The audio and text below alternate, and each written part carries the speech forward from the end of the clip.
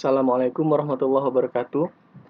Jumpa lagi dalam pertemuan berikutnya, materi tentang koneksi MySQL dan C#. Pada pertemuan sebelumnya kita telah menyelesaikan sampai dengan proses select dan insert ke MySQL dari C#. Nah, untuk pertemuan yang sekarang kita akan menyelesaikan proses update dan delete ke MySQL. Sebagai contoh, ya, ini proses yang sudah kita lakukan kemarin pada pertemuan sebelumnya, itu sampai dengan select dan insert. Nah, untuk proses update, saya beri contoh, misalnya kita ingin mengupdate record yang A001 laptop, kita klik di grid view-nya, kemudian pada text box di bawah kita ubah menjadi notebook, kemudian kita klik ubah data. Apakah Anda yakin ingin mengubah data record terpilih? Ya. Update data sukses. Sekarang record pertama telah berubah menjadi notebook. Kemudian contoh hapus data. Misalnya kita pilih data terakhir. Kemudian klik hapus data. Apakah Anda ingin menghapus data? Ya. Oke, delete data sukses. Data printernya telah hilang. Data terakhirnya sudah hilang, data projector. Nah, kita akan membuat yang seperti ini. Untuk memulainya, silakan buka project pada pertemuan sebelumnya.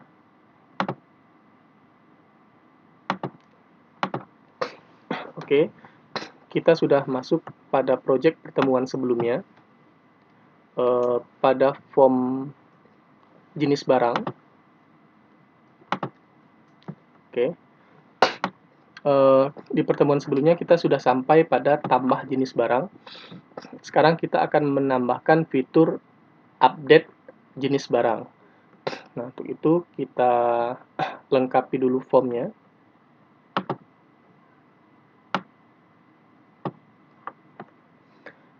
Ini jenis kode jenis barang. Kemudian satu lagi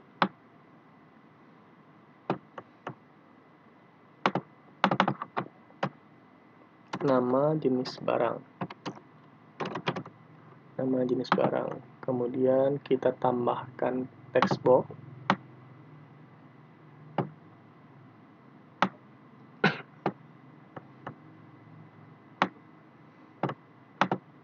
Ini namanya teks kode jenis barang.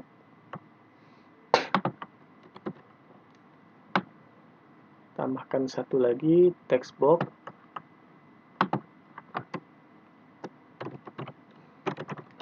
Nama jenis barang. Kemudian kita tambahkan satu tombol button ubah data.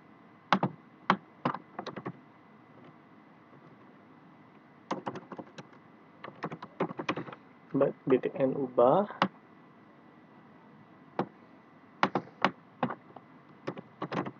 data.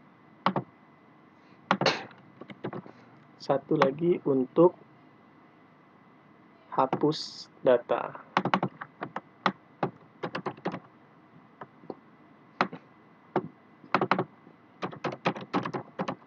Oke, btn hapus.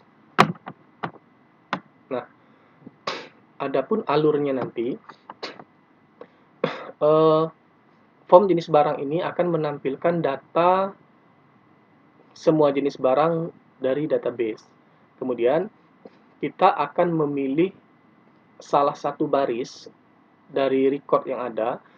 Kemudian baris yang terpilih, kontennya atau isi selnya akan ditampilkan di text box kode jenis barang dan nama jenis barang. Kemudian ID dari sel dari record yang dipilih juga akan disimpan nanti pada variabel ID.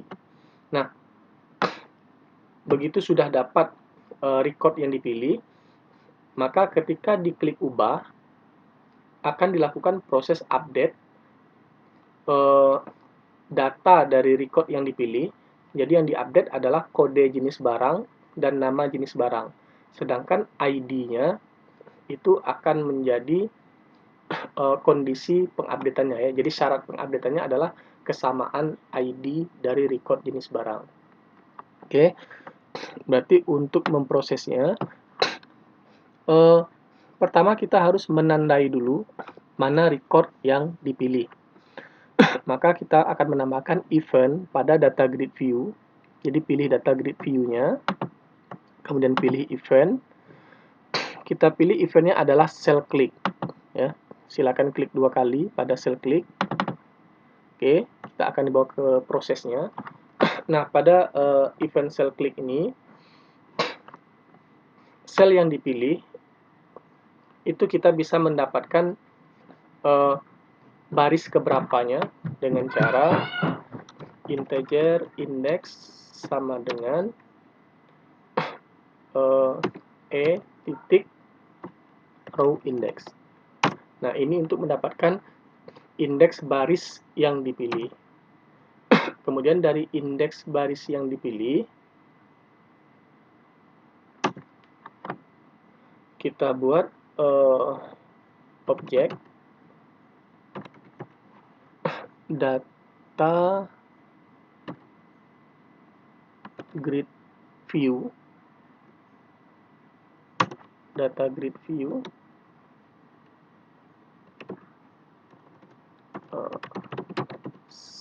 selected row.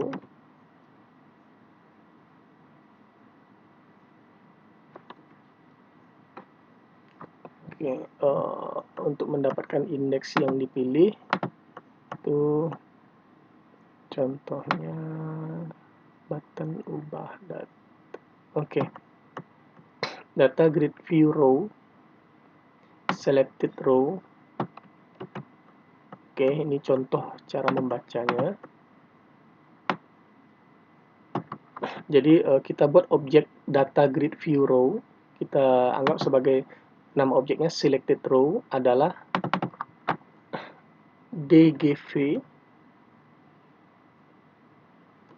Tadi kita punya objek data grid view kita namanya dgv jenis barang. Jadi dgv jenis barang dot rows, kemudian indeksnya. Oke.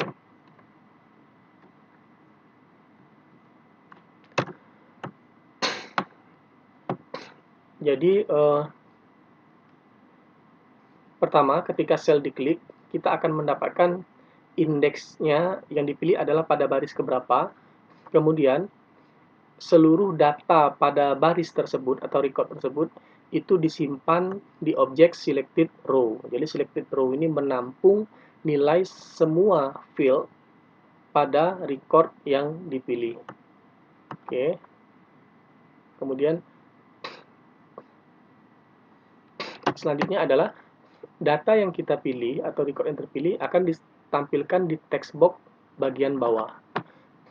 Ada 2 text boxnya. Pertama teks kode jenis barang .text itu sama dengan selected row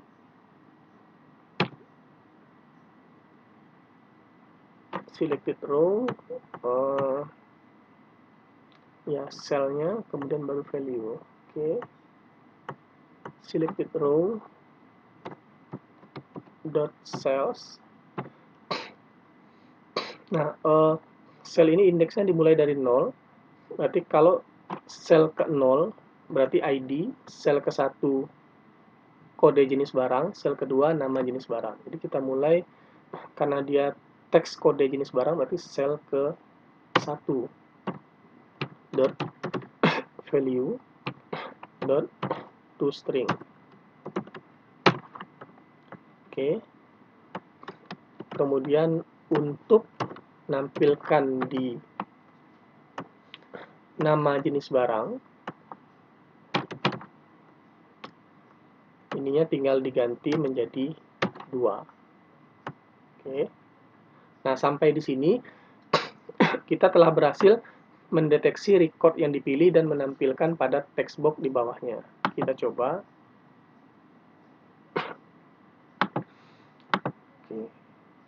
Misalnya kita pilih yang record 01, A001, maka sudah tampil di bawahnya A002, A003, A004. Oke. Nah, selanjutnya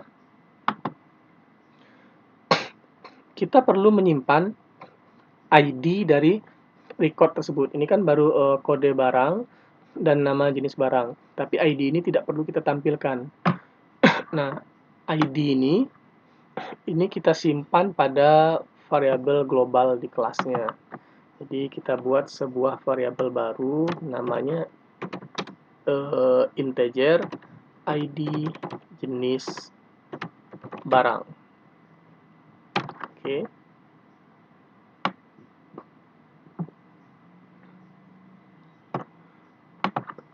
Nah, nilai ID jenis barang itu diambil dari selected row cell 0 value-nya. Tapi tidak kita convert ke string karena dia bertipe integer. Nah, sehingga untuk mengkonvert objek ini menjadi bertipe integer, kita tambahkan convert to int. Tidak kelihatan, kita ulangi. Convert to int 16 boleh. Kemudian jadi data row-nya tadi kita convert ke integer terlebih dahulu.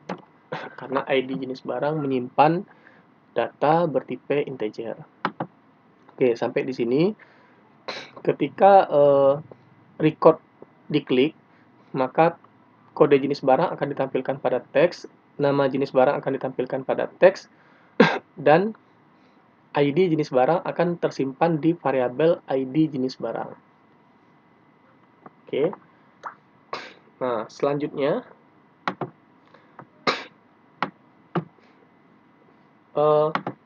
ketika tombol ubah diklik, maka data-data yang ada pada kode jenis barang dan nama jenis barang itu akan diupdate ke database. Ya. Jadi prosesnya ketika tombol ubah diklik. Oke. Nah, ketika tombol ubah diklik, kita akan mengupdate ke database. Ini prosesnya mirip seperti insert ke database. Ya. Jadi bisa kita copy dari program form input ke database. Oke, kita bisa copy saja yang ini.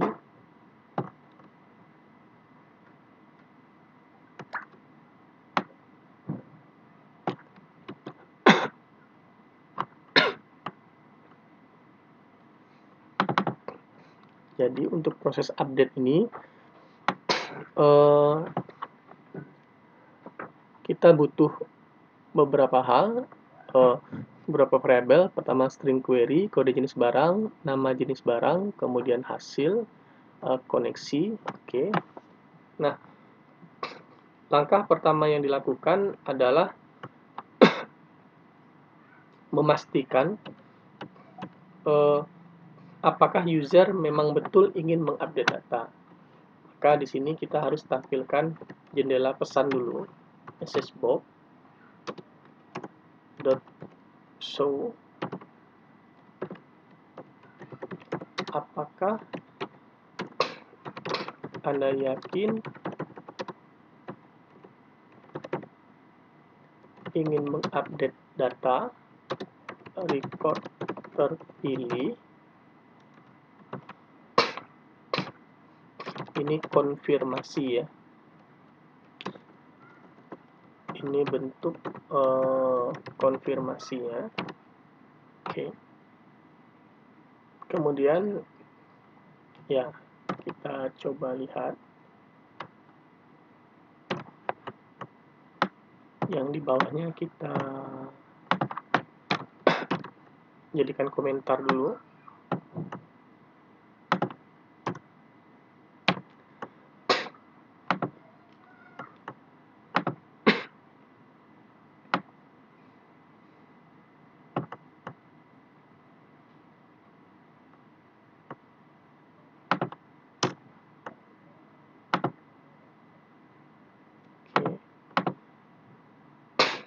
Misalnya ingin menghapus yang record terakhir.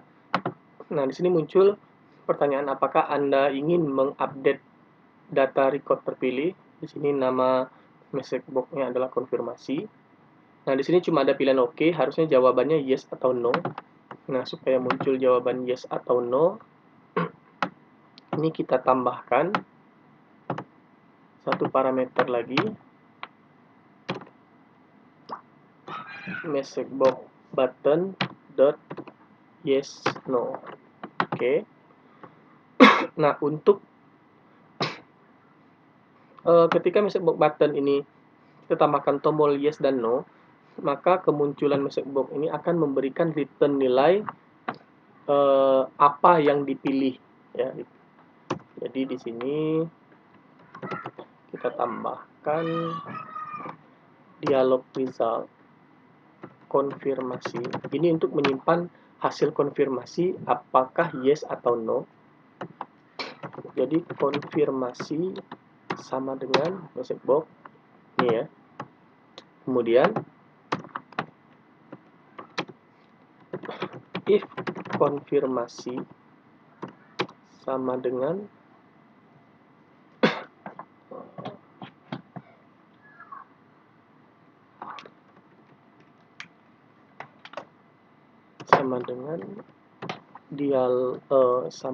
if konfirmasi sama dengan dialog result dot yes. Jadi jika jawabannya yes, maka baru dilakukan proses update ke database. Kalau jawabannya tidak, maka diabaikan saja. Nah, untuk proses update ke database, seperti biasa, pertama kita buka koneksi dulu. Kita buka koneksi ke database. Oke. Koneksi new MyDB connection.open.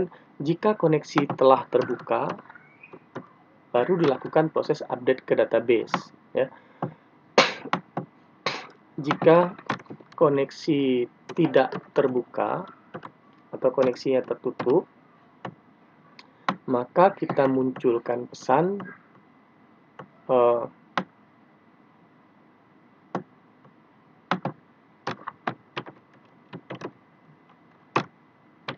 bahwa koneksi ke database gagal.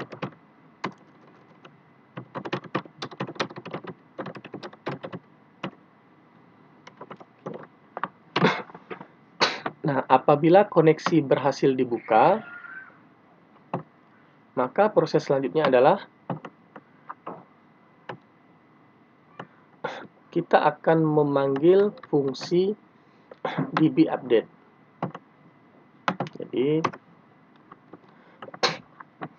jika koneksi berhasil, maka kita akan panggil fungsi dbUpdate.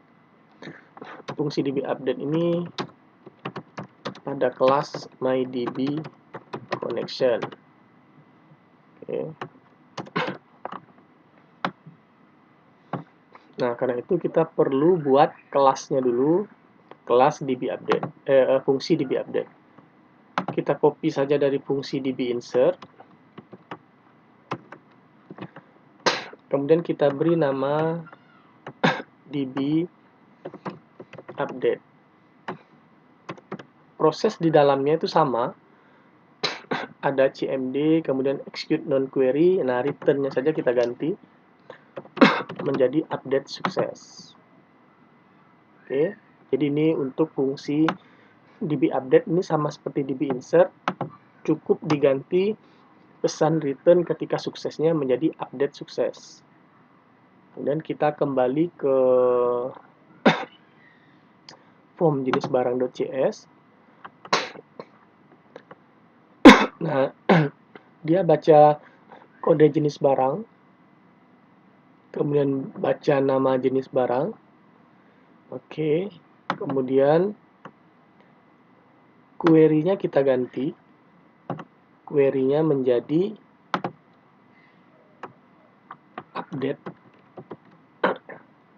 update jenis barang, set kode jenis barang sama dengan ini kita pakai variabel ke 0, kemudian nama jenis barang, variabel ke 1, kemudian kalau update biasanya ada where-nya ya.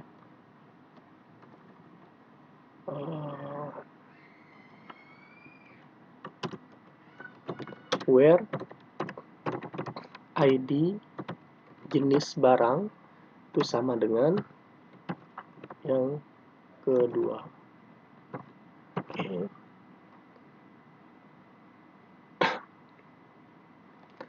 Tutup, kemudian tanda parameter yang ke 0-nya itu kode jenis barang.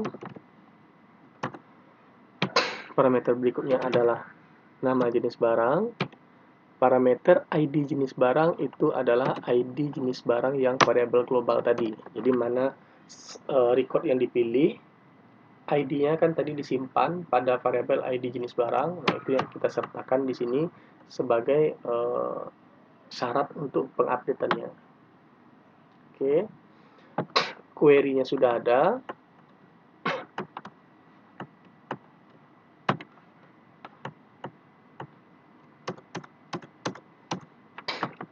Kita cek lagi query-nya. Query sama dengan string.format, update jenis barang, set kode jenis barang variabel ke 0, nama jenis koma, nama jenis barang variabel ke 1, kemudian where ID jenis barang variabel kedua. Variabel ke 0 kode jenis barang, variabel kedua nama jenis barang, variabel ke 0 kode jenis barang, 1 nama jenis barang, 2 ID jenis barang. Oke, query-nya sudah. Kemudian hasil ini untuk menyimpan hasil DB update-nya ya, return value dari DB update. Jadi hasil sama dengan koneksi.dbUpdate query, nanti ditampilkan hasilnya.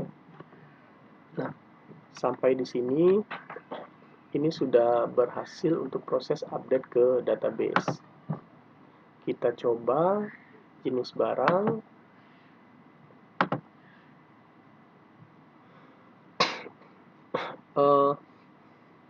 Misalnya A004 kita mau ganti bukan printer tapi scanner ya. Jadi kita pilih A004, kemudian kita ganti ini menjadi scanner.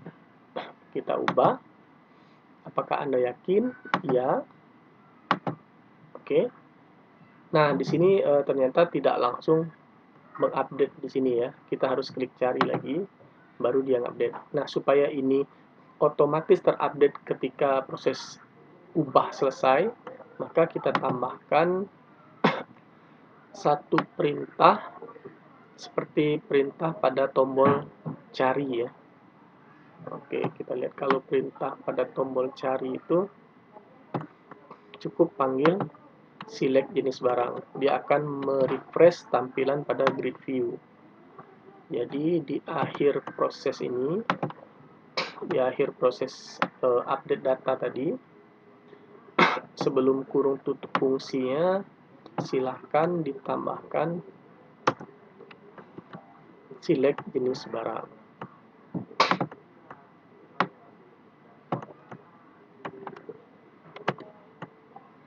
Nah, sehingga kalau kita jalankan,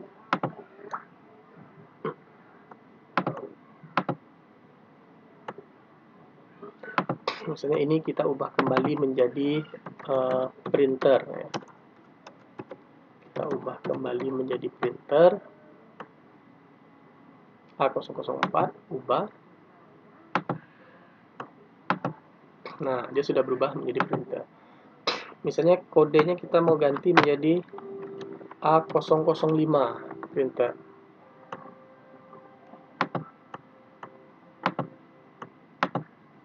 Ya, bisa ya. A005.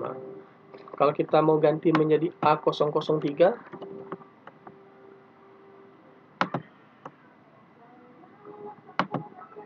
nah ternyata tidak bisa. Karena terdeteksi duplicate entry untuk A003. Jadi kita tidak bisa mengupdate A005 ini menjadi 003 karena A003 itu sudah ada. Karena settingan kita di database kode jenis barang itu adalah unik, ya, jadi tidak boleh duplikat. Oke, berarti prosesnya gagal. Jadi kita kembalikan nilainya masih tetap A005. Ya. Nah, sampai situ proses update data telah berhasil. Baiklah, berikutnya kita akan masuk ke proses penghapusan data. Nah, sebenarnya proses penghapusan data ini yang di dalamnya sama seperti proses update data. Ini kita lihat di sini. Ketika hapus data itu diklik, dia akan membaca ID jenis barang yang dipilih dan kemudian menghapus data berdasarkan ID jenis barang yang dipilih. Ya.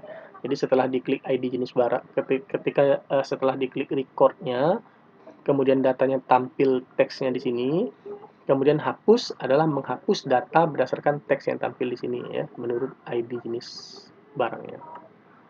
Jadi prosesnya ada dihapus. Nah, proses dihapus ini kita copy saja proses ada ubah. Kita copy saja ini. Oke. Kemudian kita cek. Nah, konfirmasinya kita ganti apakah Anda yakin ingin menghapus data record terpilih. Jika jawabannya iya, maka buka koneksi. Jika koneksi telah terbuka, maka panggil fungsi db delete. Berarti kita perlu buat fungsi db delete-nya dulu pada kelas mydb connection. Jadi kita copy saja db update-nya.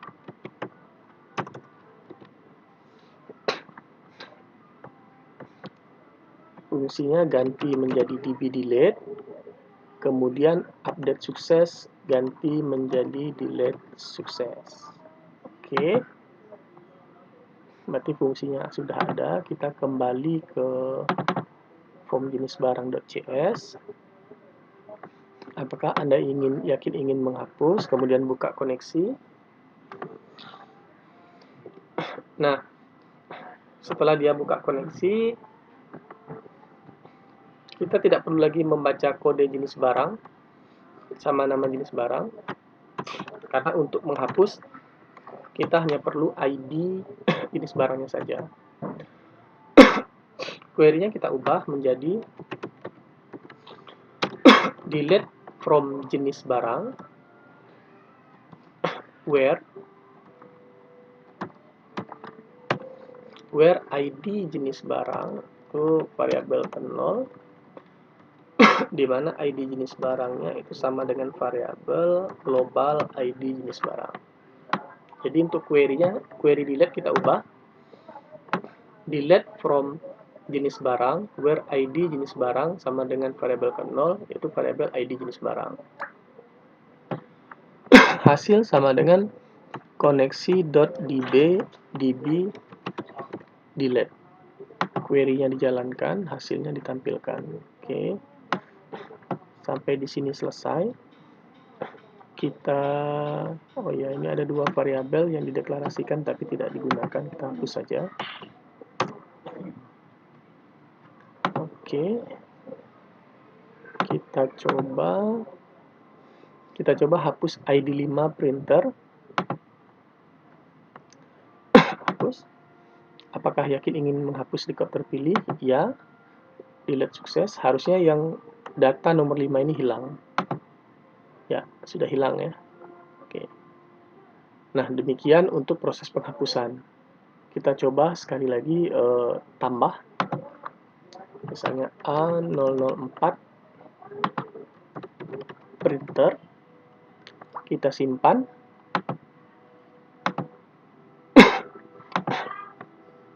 Ya,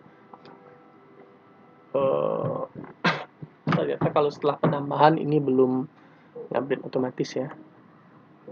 Tapi kalau hapus sudah update.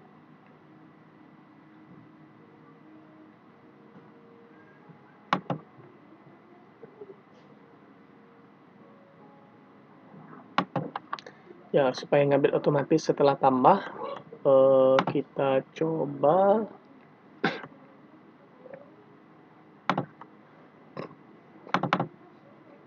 jadi tambah jenis barang, dia show dialog. Setelah dialognya tertutup, harusnya dia manggil lagi fungsi select jenis barang ya, supaya ngupdate record di grid view. Kita coba lagi. Misalnya kita tambah jenis barang A004 printer, simpan. Oke, sudah nambah. Kemudian kalau kita mau ubah ini menjadi scanner,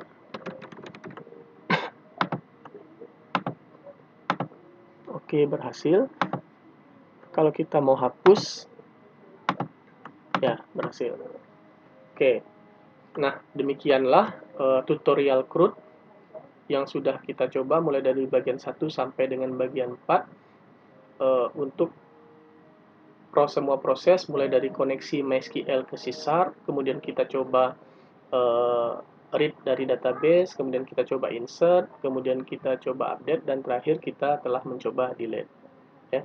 Nah, selanjutnya silahkan dicoba ulangi proses CRUD-nya untuk data user dan data barang. Ya. Silahkan gunakan kreativitas masing-masing. Ya.